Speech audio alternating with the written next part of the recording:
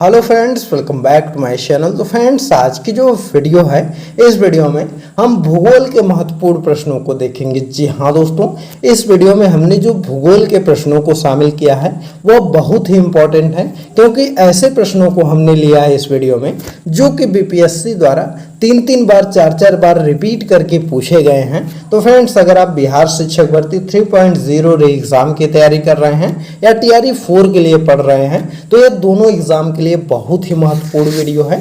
इसको आप लास्ट तक जरूर देखिएगा। चलिए दोस्तों, वीडियो को स्टार्ट करते हैं। पहला प्रश्न आपका दिया गया है कि वातावरण मुख्य रूप से किसके द्वारा गर्म होता है। जी हाँ दोस्तों, पूछा गया है कि वातावरण मुख्य रूप से किसके द्वारा गर्म होता है। तो ऑप्शन इसमें आपका दिया गया है दीर्घ तरंग स्थलीय विकिरण, लघु तरंग सौर विकिरण, परावर्तित सौर विकिरण के उपयुक्त में से एक से अधिक, उपयुक्त में से कोई नहीं।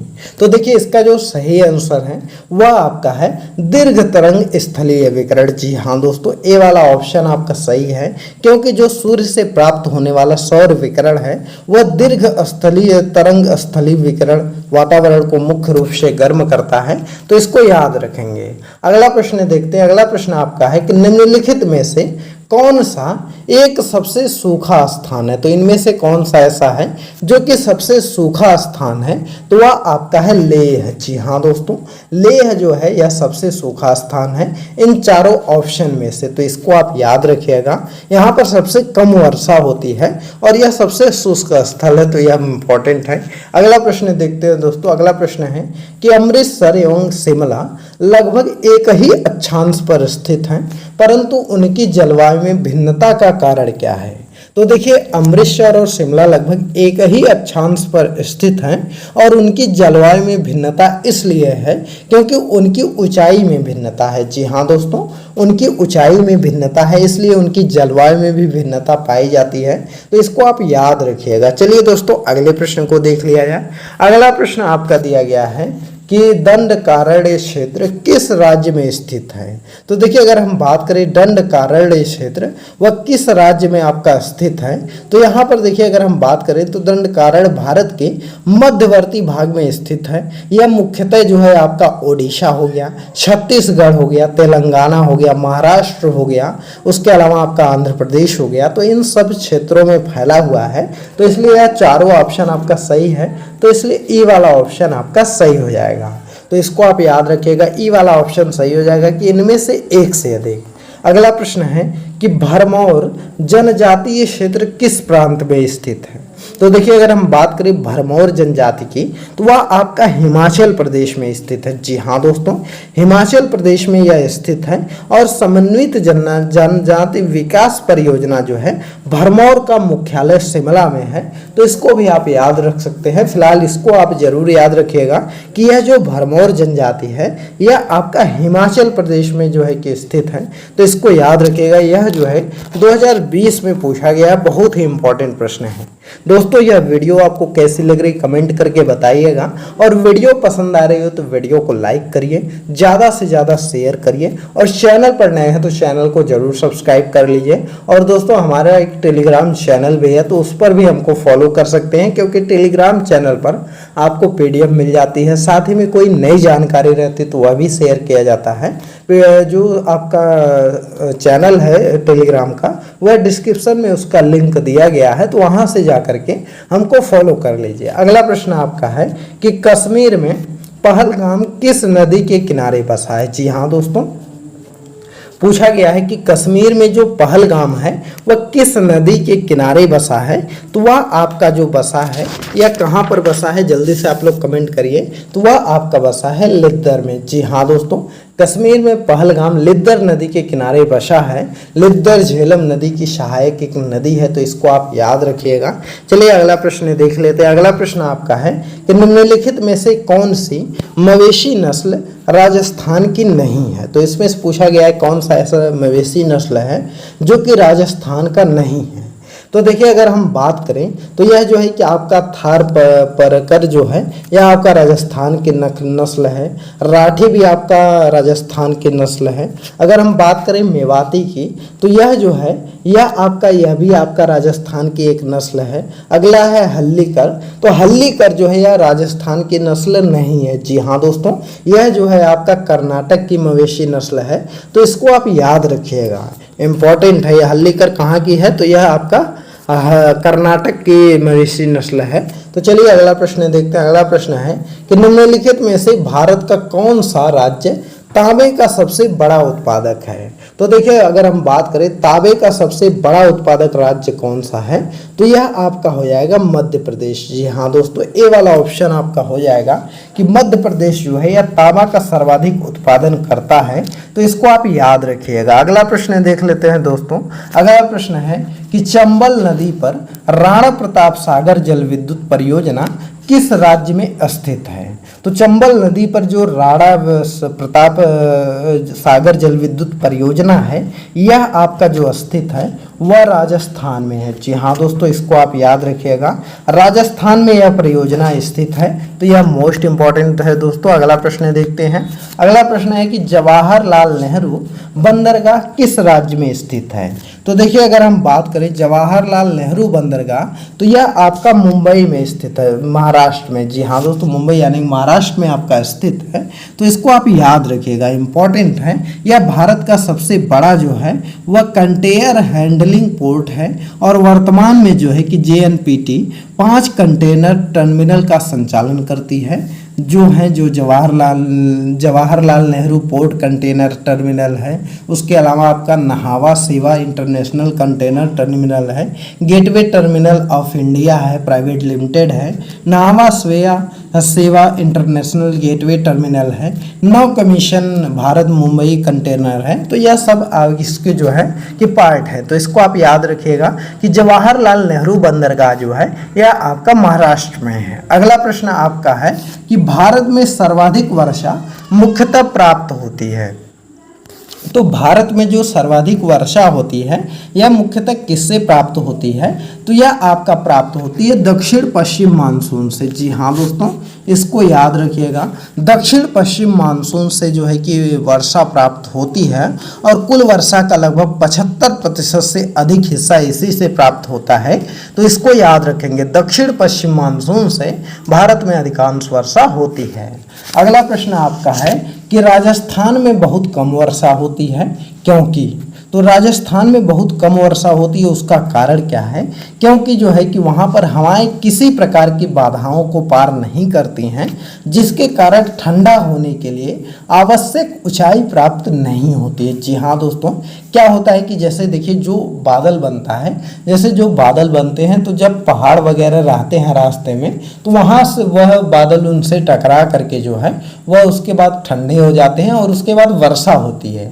लेकिन राजस्थान में कोई ऐसा जो है कि नहीं है, तो इसलिए वहाँ पर जो है कि बादल आते हैं तो निकल जाते हैं, तो इसलिए वहाँ पर कोई रुकावट नहीं होती हवाओं में, इसलिए बादल ठंडे हो नहीं पाते हैं और वर्षा वहाँ पर हो नहीं पाती है। और यही कारण है कि जो है कि जो आपके जहाँ जहाँ जैसे हिमाचल प्रदेश वगैरह हो गया या आपका इधर जो है कि हिमालय का तराई क्षेत्र हो गया, इन सभी क्षेत्रों में बारिश होती है। तो चलिए अगले प्रश्न को देखते हैं। अगला प्रश्न आपका है कि निम्नलिखित में से किस मृदा का उपयोग आमतौर पर ईंटों के लिए किया जाता है। तो किस मृदा का उपयोग हम लोग आमतौर पर ईंटे के लिए प्रयोग करते हैं, तो ईंटा के लिए जो है कि हमेशा लैटेराइट मिट्टी का प्रयोग किया जाता है। जी हाँ दोस्तों, इसको याद रखिएगा, लैटेराइट मिट्टी का प्रयोग किया जाता है और इस मिट्टी में लैटेराइट मिट्टी में आपका लोहा मिलता है, एल्युमिनियम मिलता है और चूने की मात्रा अधिक होती है। तो इसको याद रखेंगे कि लैटेराइट मिट्टी में किसकी मात्रा अधिक होती है, तो लोहा होता है, आपका एल्युमिनियम होता है और चूना उसमें सबसे ज़्यादा होता है। अगला प्रश्न देखते हैं। अगला प्रश्न है कि मिट्टी में मिट्टी का कौन सा कण मिलता है? तो देखिए अगर हम बात करें दुमट्टी मिट्टी जो है उसमें जो है कि मिट्टी का कौन सा कण मिलता है, तो उसमें जो है कि बालू के कण भी मिलते हैं आपके, उसके अलावा पांसू कण भी मिलते हैं और चिकना कण भी मिलता है। तो इसलिए सभी प्रकार के कण उसमें मिलते हैं, तो इसको आप याद रखिएगा। दुमट्टी मिट्टी में जो है वह सभी प्रकार के कण मिलते हैं। तो उसमें जो है कि आपका जो है कि बालू के कण 7 से 27% तक होता है। उसके अलावा आपका जो है कि 28 से 50% तक आपका चिकना कण वगैरह होता है। तो इसको याद रखेंगे। अगला प्रश्न देखते हैं। अगला प्रश्न है कि पौधों को सबसे अधिक पानी किस मिट्टी से मिलता है? तो पौधों को सबसे अधिक पानी जो है वह आपका चिकनी मिट्टी से मिलता है। जी हाँ दोस्तों, चिकनी मिट्टी से सबसे अधिक पानी मिलता है, क्योंकि इसमें जो है कि पानी जल्दी सूखता नहीं है। और बलुई मिट्टी से सबसे कम पानी पौधों को मिलता है, तो इसको भी आप याद रख सकते हैं। अगला प्रश्न आपका है कि निम्नलिखित नहर प्रणालियों में से किससे बिहार के क्षेत्र में सिंचाई होती है?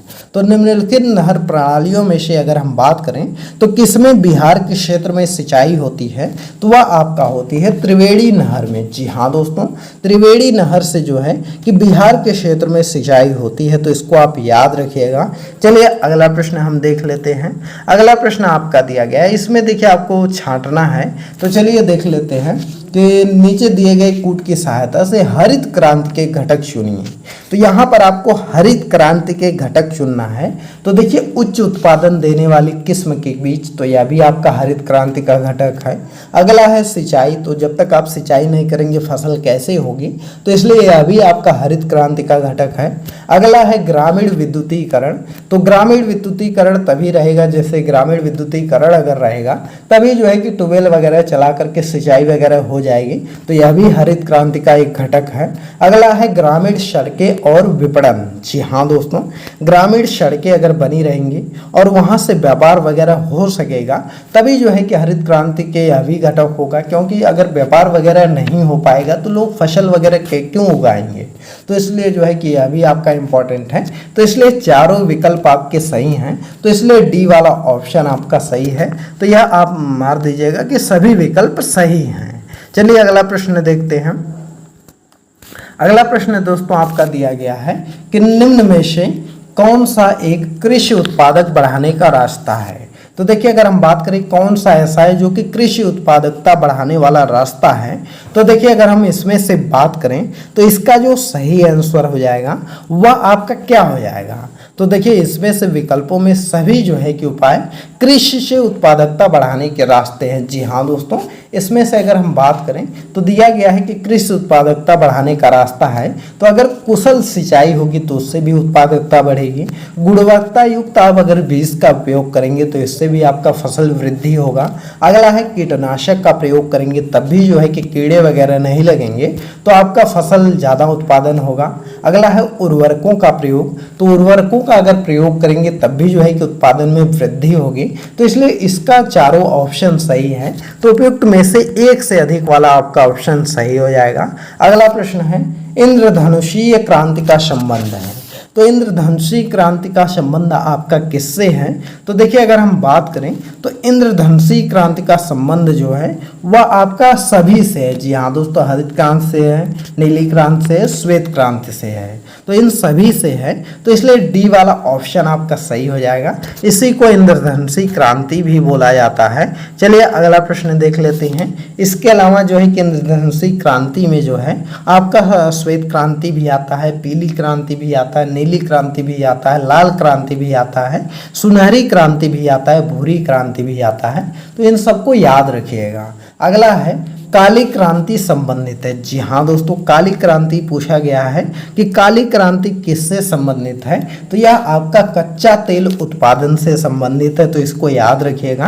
काली क्रांति आपका कच्चा तेल उत्पादन से संबंधित है। वहीं पर अगर हम बात करें पीली क्रांति की, तो पीली क्रांति आपका तिलहन उत्पादन से संबंधित है। लाल क्रांति आपका मांस और टमाटर से संबंधित है। अगला आपका हरित क्रांति की बात करें तो यह खाद्यान्न उत्पादन से संबंधित है।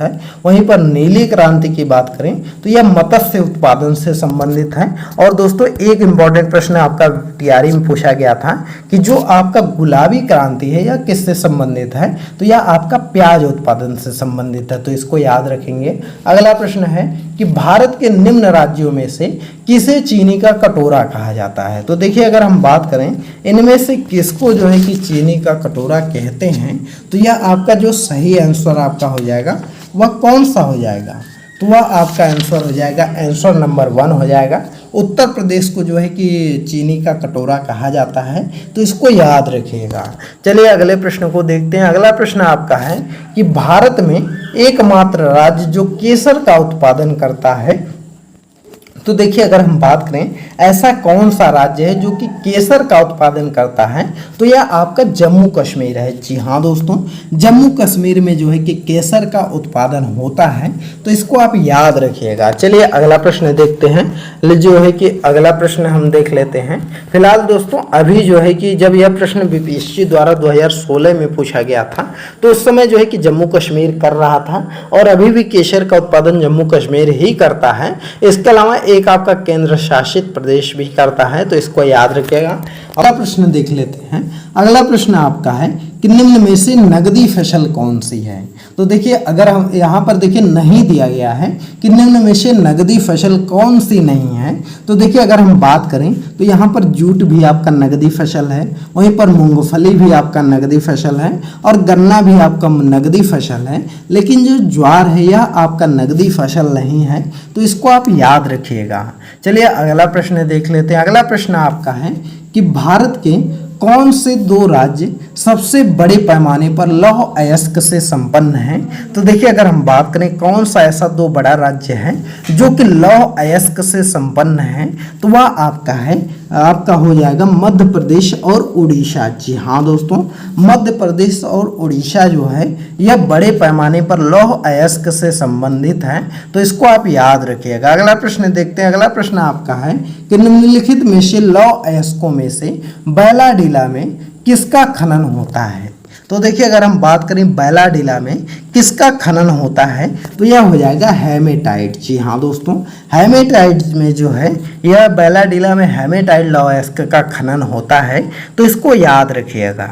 और यह जो बैलाडीला खदान कहाँ पर है, यह छत्तीसगढ़ के दांतेवाड़ा जिला में स्थित है, तो इसको आप याद रखिएगा, इम्पॉर्टेंट है। चलिए दोस्तों इस वीडियो को स्टॉप करते हैं। यह आपकी टॉप 25 क्वेश्चन हो गए जो कि आपके एग्जाम के पॉइंट ऑफ व्यू से बहुत ही इंपॉर्टेंट है। इन सभी प्रश्नों को आप अच्छे से तैयार कर लीजिएगा, क्योंकि अगर आप इन सभी प्रश्नों को तैयार कर लेते हैं तो गारंटी है कि आपको TRE 3 में इस वीडियो से प्रश्न देखने के लिए जरूर मिल जाएगा जो एग्जाम होने वाला है, और TRE 4 में भी आपको प्रश्न देखने के लिए मिलेगा।